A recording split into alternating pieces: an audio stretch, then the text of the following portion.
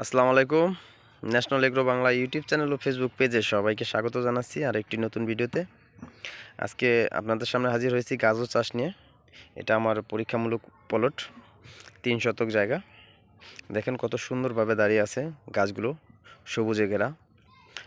দেখতে খুব চমৎকার লাগতেছে, একদম মনোমুগ্ধকর পরিবেশ পড়ন্ত বেলায়।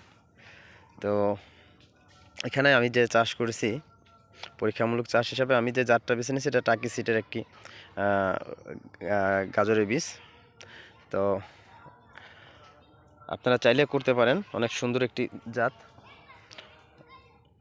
তো আমি এখানে এই প্রথম পরীক্ষামূলক করলাম, তবে আমি আশাবাদী যে না, গাজর চাষ খুব ভালো একটা চাষ। কারণ এখানে যে আমি গাজর চাষ করেছি এই জমিতে আমি এখনও কোনো কীটনাশক স্প্রে করি নাই, কোনো ছত্রাকনাশক স্প্রে করি নাই। শুধু প্রথম যে আমি অল্প কিছু সার প্রয়োগ করছিলাম, ডিএপি, এমওপি, বোরন, দস্তা, বাস। আর কিছু দেই নাই, শুধু বীজটা বপন করে আমি 3বার সেচ দিয়েছি এই পর্যন্ত। আর সেচের কোনো প্রয়োজন নাই। হ্যাঁ, দেখেন তাতে এই অবস্থা কত সুন্দর। তো একদম সহজ একটা চাষ, আপনারা চাইলে করতে পারেন গাজর চাষ। অল্প খরচ কম, লাভ বেশি। কারণ একটা নিড়ানি দিছি এই জমিটা, যদিও আরেকটা নিড়ানির প্রয়োজন ছিল, কারণ জমিটা ভেজা থাকায় দিতে পারি নাই। নিচে কিছু আগাছা আছে, যদিও সব জায়গায় না, কিছু কিছু জায়গায় আগাছা আছে।